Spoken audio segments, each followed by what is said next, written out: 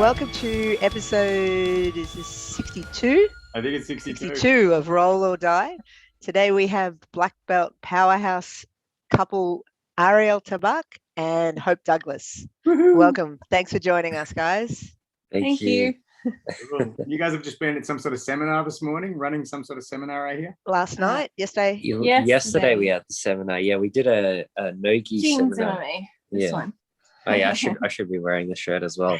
Elvis is really cool. He gave us both King's MMA shirt. Nice. It's pretty cool. Interesting design.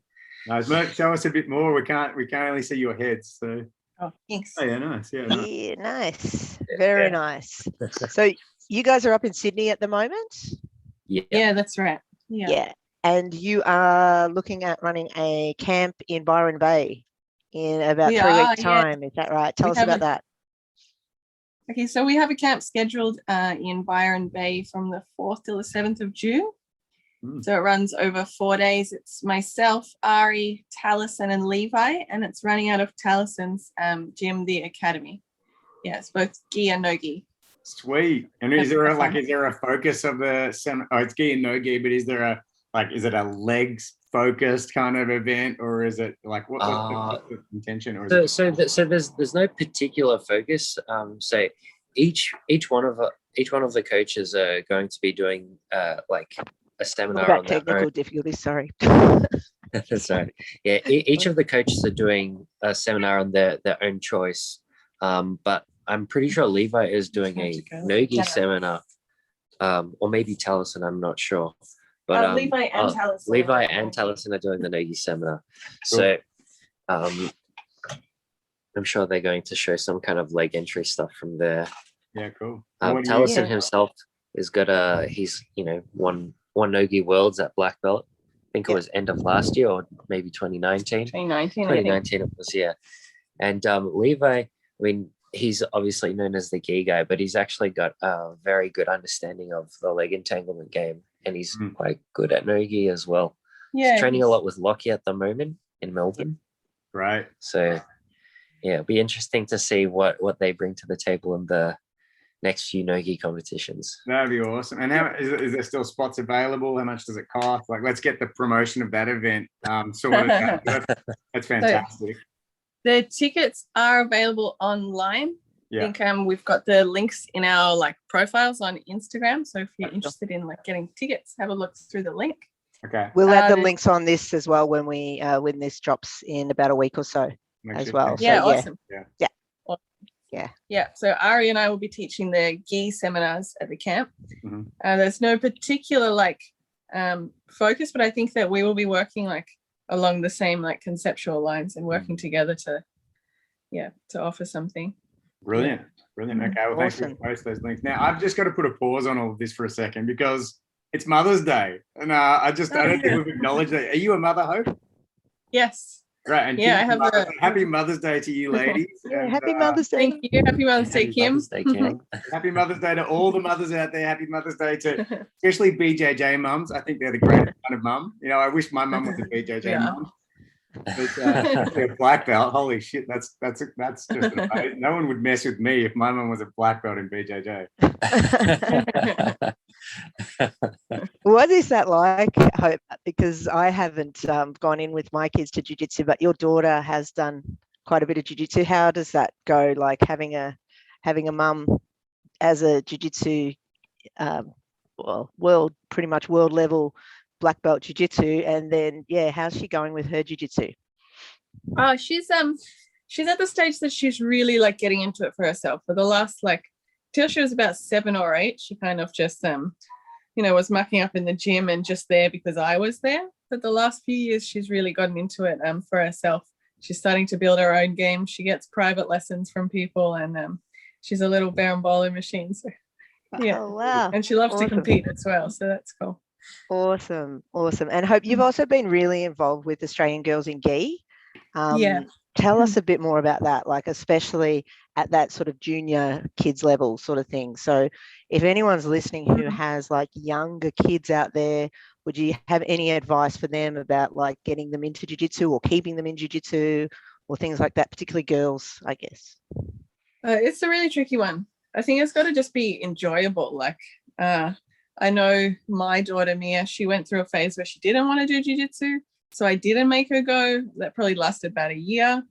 But I think it's just I don't know, it's got to be jiu-jitsu, like it's got to be enjoyable. So you've got to find somewhere that like they make friends, they enjoy going somewhere they want to be. Otherwise they just like, they don't learn if they're not enjoying the process. I think that applies to adults as well, really. Absolutely. But when she so she took this year off, and then like how did you know, or once she started to show signs that maybe she was missing it or something, or what happened after a year? I'm really keen to know, because I have a son, he actually went a long way in jiu-jitsu and I mean, he may pick up, he's 15 now, he may pick up jiu-jitsu again. He's really into basketball, but even that goes in waves where they kind of get disconnected from it. And like from one parent to another, and other parents out there, when like you've had this situation where now your daughter's pulling it towards her again. So I'm interested to hear from you guys on like, how did you not have her, how did you keep her excited about it once she wanted to go back, or whatever? To be honest, I haven't really done anything to keep her excited. I think it helps that like she's just in the gym all the time. She's literally grown up in the gym. When she was a baby, I used to like put her to sleep in the pram, park her in the change rooms while I trained. And she's been in the gym since she was like less than 1 year old. She's grown up in the gym. And she's still, she's at the gym all the time with us. So she's just around it all the time. So it's part of her like normal lifestyle. I haven't really ever pushed her to do classes either. When like she didn't want to train, I didn't make her train, but I'd always ask her if she wanted to. And I think the turning point for her was when she went back to a class and she started getting beaten up by the kids that she used to be able to beat in rolls. And she's just quite competitive in herself. And that really pushed her to want to go back and beat them. Right. Awesome. And thank you. Talking about that, so you've brought her in there since she was like a baby. Like, tell us about how you started jiu-jitsu, like for both of you, like Ari as well. Sorry, didn't mean to just make this all about Hope, but just the way it's going. So yeah. And also, how did you guys meet? Like, did you meet at jiu-jitsu or outside jiu-jitsu, or tell us about that. Well, we met in like through it was actually at Absolute. Oh no, we didn't meet at Absolute, but I think we like, how you just know people from around the jiu-jitsu scene. So I think like we knew who each other were for a long time, but never really hung out until like 2016. 2016. Yeah, and we went to Pan Am's in America together, and then we were just hanging out with the same crowd. Yeah.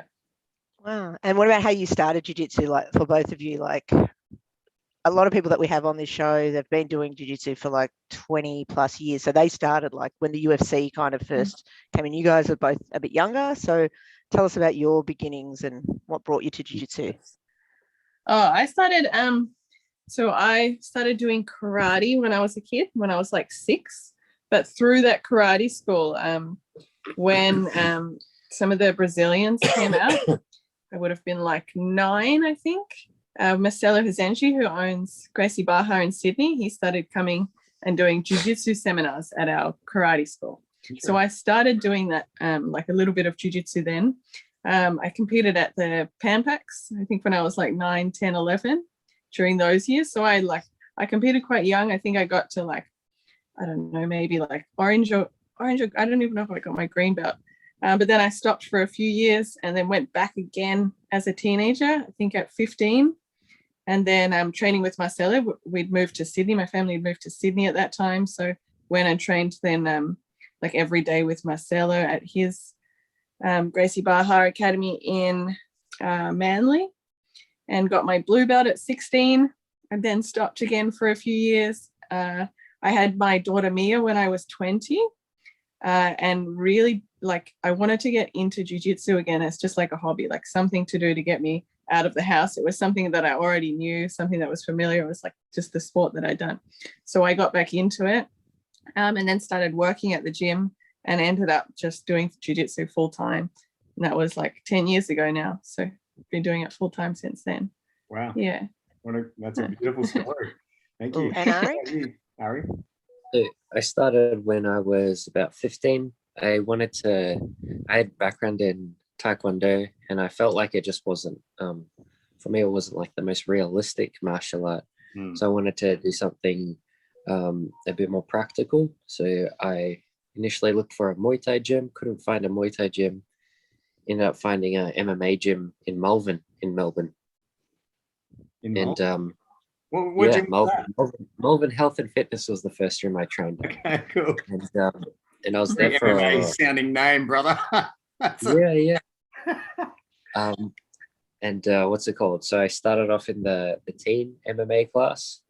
Eventually started doing like the Nogi MMA class. And then after about a year, switched to the gi. Then moved to Sydney for my university degree. And I switched between two gyms while I was initially in Sydney. And by the time I moved back to Melbourne, I was a brown belt in 2019. Wow. And then got my black belt a year later in the States. Yeah. These guys both got their black belt on the same day, Anton. Really? So tell us about that. Like, that must have been pretty special, because Like getting a black belt is a special day, but doing it together. That's the ultimate marriage. We were in the States competing at Worlds 2019, yeah. And the guy that we've affiliated under, we're still under his team, Cicero Costa, he decided to grade us all on that same day after we had finished competing Worlds. So it wasn't just us that got our black belts, it was a whole bunch 10 of people at least more. Yeah, Wow. a whole bunch of other brown belts, including guys like Taliesin and Diego Pato and all those guys. So it was pretty cool. Yeah, it was fun. Cool. Big group grading. Yeah. Awesome. What would you say, like, black belts, because you guys, are seasoned black belts, seasoned competitors, like, how have you, like, once you get your black belt, right, did anything change for you? Did you put more pressure on yourself, less pressure? Like, I'm interested. People have different views. A lot of people think it's like just going back to the start, or like nothing changes, or it's a life-changing moment that alters everything. Where do you guys sit with getting a black belt? I definitely felt like, for me, especially competition-wise, it was like less pressure. And I think the pressure is something you always put on yourself anyway. And I hung on to my brown belt for a long time. I wanted to compete like for a long time at brown belt. And then once I got my black belt, I was like, oh, what am I doing? This is where it's at. This is so much more fun. Cool. And you're in the divisions with everyone like that you've been watching for years as well. And then I actually felt like I started performing probably better than at brown belt, because I didn't put the same amount of pressure on myself. Interesting. Yeah. How about you? For me, there was more so just pressure leading up to the first tournament. Other than that, though, I don't know, there wasn't much else to it. It was just, it was still just competition at the end of the day. I do also think that in that year of going from brown to black belt, there was a lot of technical improvements that I'd made, especially from that last trip that I did to Unity, where I stayed there for 2 months. So I think that kind of really helped me, like, push past that level that I needed to get past. Yeah, because you went from brown to black in 1 year. Is that right? Is that what you're saying? Like, yeah, that is a really fast progression, isn't it? Really. I had a short stay at brown belt, and a big part of that was because of how long I was at purple. I stayed at purple for almost 4 years. Yeah. So I was there for a while. So kind of by the time I was, a few months into my brown belt, I didn't really have much of an interest in staying as a brown belt.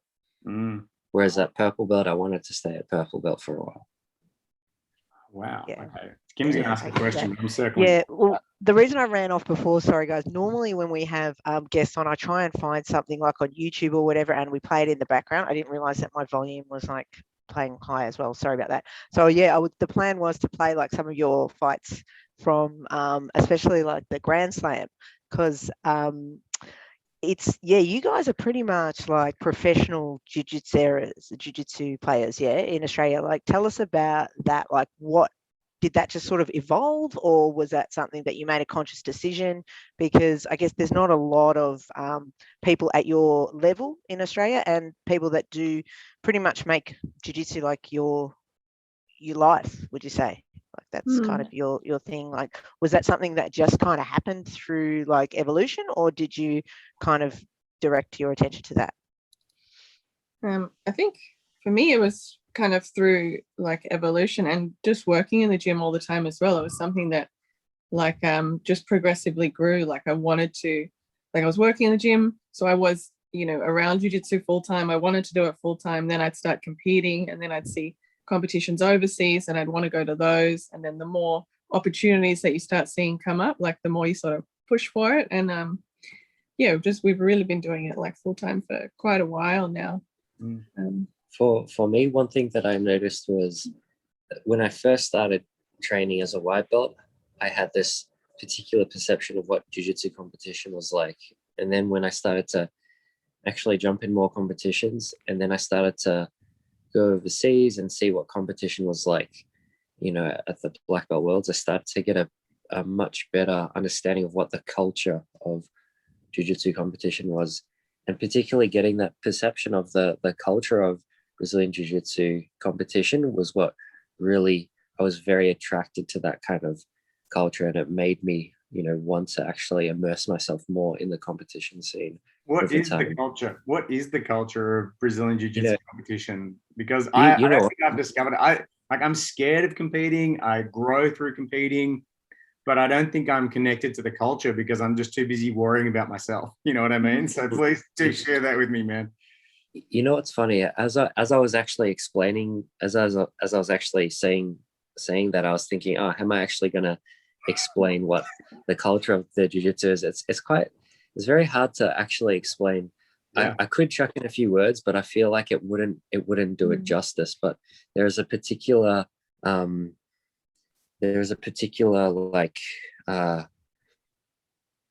energy and atmosphere in a high level competition that you experience that it's quite hard to experience elsewhere. Like I feel the difference between competing in Australia versus competing at, say, a Grand Slam in Brazil, for example, is a very, very like big shift in obviously culture, but also the entire atmosphere and energy you feel. Yeah, definitely. I really love how, like, you know how in competition in Australia, once you've been around for a while, you kind of get to know everybody and you get to know the coaches and the same people that are competing.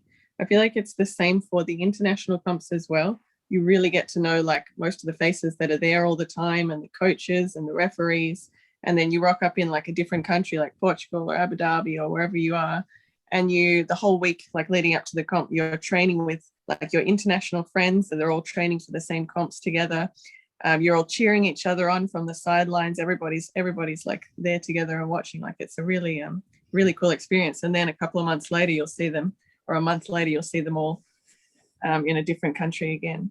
Yeah, like a global community sense. Yeah, definitely. Yeah. And how is that for you guys as a couple? Like I know for myself, competing on my own, I'm get full of nerves and I'm very hard to be around. Like you guys have been together for quite a while. How do you go when you're both competing, particularly at the same tournament? Do you kind of like, or something like that? How is it? We've been like in the warm-up area a few times now, which is quite cool. Yeah, sometimes we're on like, we even make it to like we're fighting on the mats at the same time next to each other, which is cool. There's been matches where I've looked up halfway through to check where he's at in his match and see if he's doing okay. Which is cool. But in regards to like the lead up for comps, it's definitely been like up and down battles, and like, you know, sometimes we're not always weight cutting together. Sometimes I'll be weight cutting or he'll be weight cutting. Ari's always a lot more of an empathetic person than I am, definitely. If he's weight cutting, I'm still like in Portugal eating all the pastries and whereas Ari's a lot more sensitive to those sort of things, for sure. Good man, Ari. Good man. Yeah. But definitely there's like all of the ups and downs, like the emotional ups and downs, and getting frustrated and having to learn how to work together and like appreciate that the other person's going through a particular, you know, struggle, and we've both got nerves. I'm definitely the one that probably gets more nerves leading up to comps than Ari does, historically. Yeah, and then you're on the mats together, and then sometimes one person will win and the other won't, and then you've got to like be really sensitive, try and be sensitive towards how the other person's feeling as well. So it's definitely been a huge learning process. And when you when you have a ritual, is there some way you celebrate? I mean, that's shareable in a public family sense. Yeah. I don't think we have like a ritual. I think the ritual is just always going out to eat afterwards. So that's kind of the post-comp ritual anyway. Yeah, regardless of the result, I guess. We've had like terrible post like weight cut rituals I wouldn't recommend, and I probably wouldn't do again either, where we've like had to, where we've been cutting water weight as well and dehydrating ourselves, and then straight afterwards we'll be like slamming back Coke and lollies and things because you're just craving that sugar. So that was like a post weight cut. I don't think we'd do that now, but being a little bit more health conscious. Yeah. Right. And another thing too, you guys are quite open to sort of cross training and training at lots of different gyms and things like that, and evolving your jiu-jitsu that way. Some traditionalists are quite against that. What's your sort of take on that? What would you say to people that maybe think that no, you start at this gym, you stay at this gym, it's kind of disloyal to your coach to go and train elsewhere? Like, what are your thoughts around that? Well, the first thing is, so if I was looking at it from the coach's perspective, I think about whether do I actually want to force a student to stay at a gym that they don't actually want to stay at? What if there's another gym that catches their eye and they actually really fit in at that gym and they really want to move to that gym? They should clearly have the right to do that, and they do.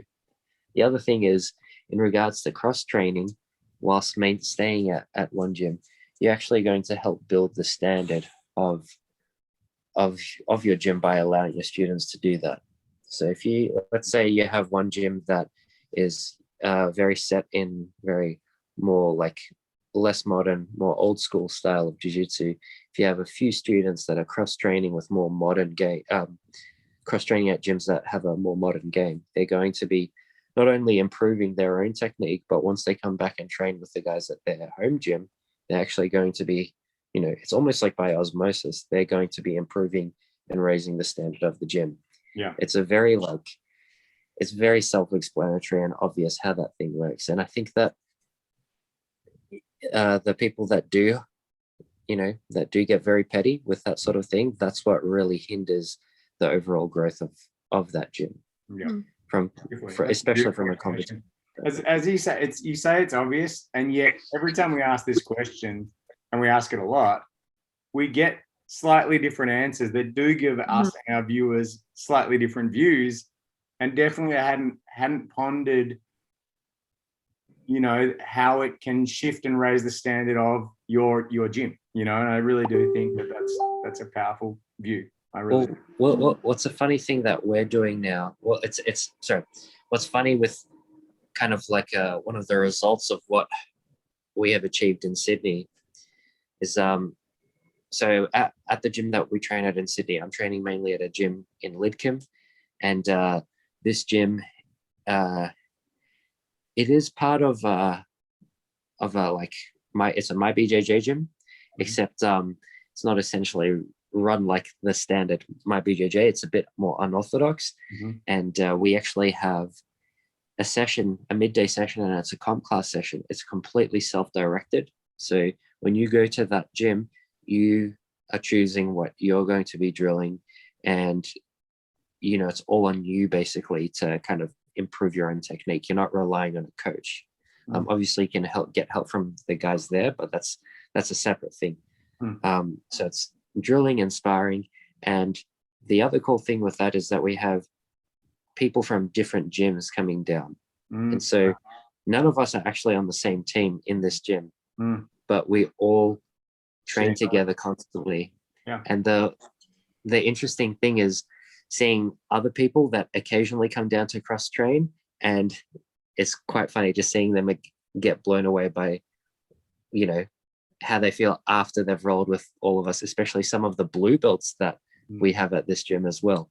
And I think that's just because we cross train, and the guys that are occasionally coming in don't cross train, and we consistently cross train. Brilliant. So I think the cross training thing though, it also comes down to like what your goals are in the sport, because not everybody wants to cross train. I think some people, they go to jiu-jitsu because they want to be like part of a team, and like it's more for the social aspect, and they don't like the idea of cross training. You know, we come to cross training with like from the perspective that we're competitors and we need to prepare ourselves appropriately for competitions. And when you have like you know, competitors in your division that are training with like, you know, like if you look at some of the teams overseas with the people that we've got to compete against, and they've got, you know, many like, you know, multiple time world champions on the mats, and that's their daily training partners. We can't like just limit ourselves to a few training partners within one gym that might not be appropriate training partners as well.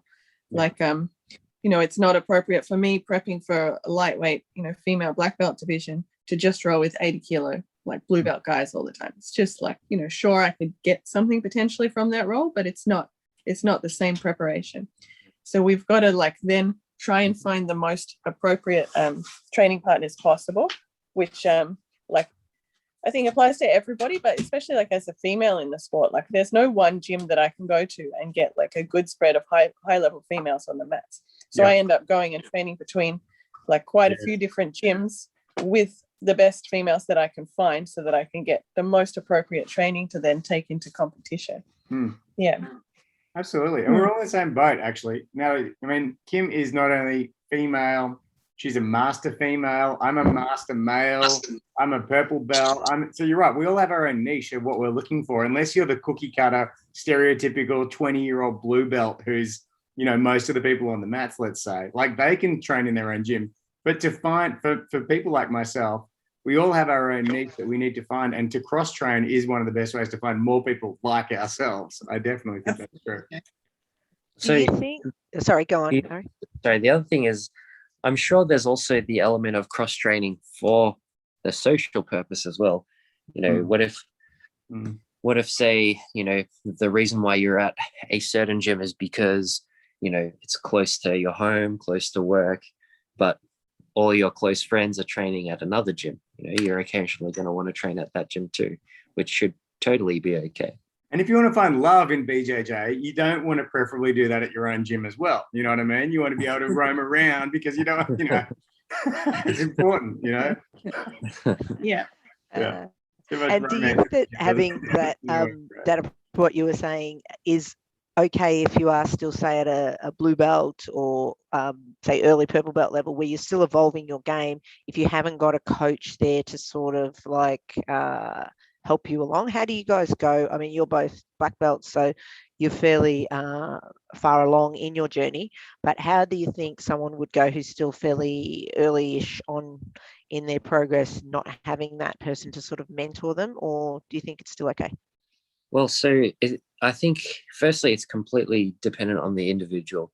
Me personally, I actually haven't had a coach since I got given my blue belt and I moved to Sydney. Wow. So that's kind of that, like when I see people, you know, that feel like they're very dependent on a coach, it's, again, I don't think it's necessarily the case. Can you talk a bit about why you have chosen, or not why, like, are you uncoachable? Or are you like, not that I am actually very coachable. The issue with me was that so from white to blue, I had a very good coach in Melbourne, Daniel Shaw, and then I unfortunately had to pack everything up and go to Sydney to pursue my uni degree. And the gym that I was training at in Sydney, firstly, they were practically anti-pulling guard, which was obviously an issue for me. They thought the berimbolo didn't work, and I was berimboloing since I was a white belt, and it was just impossible. Like I would obviously still learn things, and I would do my best to try and see, like, try and pick out things that would actually fit in my game. But as of, say, late blue belt, early purple belt, I actually got to a point where I found it really hard to actually benefit from a lot of the coaches that I was training under in Sydney, because they were just very it was basically just this repetitive, like, fundamental syllabus that had nothing to do with my game or competition, let alone competition. which was a shame. But like I've mentioned before, I've definitely said this a lot in a lot of my other podcasts. The closest thing I had to a coach for a few years when I had moved to Garage was Levi. He was helping me out a lot. And he wasn't even, intentionally playing coach. It was more so just giving me a few tips here and there and learning from him from drilling and rolling. Wow. So yeah, the rest of it was practically just self-direction. Amazing. Like there'd be some people out there feeling alienated right now, like, why isn't there a coach in my area, or why can't, whatever reason they're dealing with, they had a falling out with their coach, now they're alone or they're in between gyms. I guess it gives a lot of hope to people who are in that transitional phase to know not only can you continue to train, but you can actually thrive and achieve elite levels of competitiveness without a coach pretty much the whole way through from blue belt. Like, that is actually a really inspiring story, I'm sure, to a lot of people who are feeling disconnected in that way right now. Yeah, if it was up to me, I would definitely want to have had a coach. I'm thankful that I've got the ability, because I didn't have a coach, I was able to kind of develop in a way where I could essentially coach myself. But if I had the choice between the two, I definitely want to have a coach. But better to be single than in a relationship with someone who's bad for you, right? That's how I look at this. That's always actually taking it back to that, Anton. I've had plenty of bad relationships. I know all about that. That's a very good point, especially with like a coach-student relationship. Totally. I totally agree with that. Yeah. And what's the future for you guys? So I know that you were previously living in Melbourne. You guys moved back to Sydney before the lockdowns last year. You got lucky and managed to get to train still through most of last year, unlike us here in Melbourne. Are you guys going to stay there? Are you going to come back to Melbourne, or what's up? I think we're kind of undecided at the moment. We're just like playing it by ear. Nice. It's so things are so unsure at the moment. We're just making sure that we can train. It's hard not being able to plan for comps as well, because usually we plan the year around the competition schedule. So now the year's just being planned around like the training schedule. So we're just focusing on getting better and waiting to see like what opportunities come up. We'd love to go back to Melbourne if it's like suitable, if it works for us, then hopefully we'll get back there at some point. Yeah. Was that okay for you? Because you guys pretty much like got your black belts. You were just on the up in terms of the international scene. You were and then the pandemic hit, and so now you kind of had to put a pause on it. Like, how's that been? So we got I think a solid maybe 6 months in of competition at black belt. So really thankful for that. We got to smash out quite a few comps at black belt. But at the same time, it's disappointing. You finally get to that level of competition. And then you have to put it all on hold, because it's all like, all the colored belts is just like essentially like preparation or leading up to the black belt divisions. So definitely is like disappointing, and you have had to struggle with that over the last year, and then sort of rearrange priorities and whatever else. But yeah, just making do, doing the best that we can at the moment. Yeah. I really appreciate you guys coming on the show today. I know that you had to move things around for us, and you met with us on Mother's Day to do this show, which is really lovely, taking time out of that for us. So thank you so much. I really thank you. So we'll post this up in about a week or two. So if you could share it, that would be great. And we'll post the link to your camp. And hopefully we will see you on the mat soon. Yeah, of course. Are you guys posting it up on YouTube? We haven't on YouTube, have we, Anton? That's one way we haven't. YouTube channel going. That's a good point. We just got Instagram happening, but we're on Spotify. Make a YouTube channel. iTunes. We will. I'm writing that down. Mr. Technology. That's what we should do. We are very behind in this. This has been a very organic growth. It's just we've just had so much fun doing this, but it keeps building and building, and now Anton and I started this just a phone call every week, just he and I, and then somehow he said, let's get another person in and we'll have like a conversation with them about jiu-jitsu, and then he said, let's record it and put it on Facebook. So then it just grew from there. So we've been doing it for like a year and about a year and a half now, haven't we, Anton? That's the best way to ask someone if they want to do a podcast without asking them if they want to do a podcast. That's right. But now we really feel like we're unearthing really great, not unearthing, because obviously you guys are, part of the furniture of the scene. But having said that, I didn't know you at all. I think I'd seen Hope at BOA, maybe. I think you competed at BOA. Is that right, Hope? No, I didn't. What did I say? Well, I saw you at something. Anyway, I saw you in some sort of exhibition type match somewhere or something. Right. But the bottom line is that I just kind of only knew about you a little bit, but now I feel like I really know you, and like I'd have dinner with you guys. It'd be a really fun night. Like that's what this does mainly for us. We get to kind of discover these amazing people. That's it. These guys are jiu-jitsu celebrities. Normally we have sort of the everyday people on. So we were very privileged to have you guys, the royalty of jiu-jitsu in Australia. So thank you so much. And as I said, we'll post it up. If you could share it, that'd be great, so we can grow our audience. Apparently we do have quite a few people watching and listening to this, which still surprises me. But they're out there. So awesome. Thank you guys, and enjoy the rest of Mother's Day. Thank you. You too. Bye-bye. Hope to see you all soon. Bye. Bye. Bye.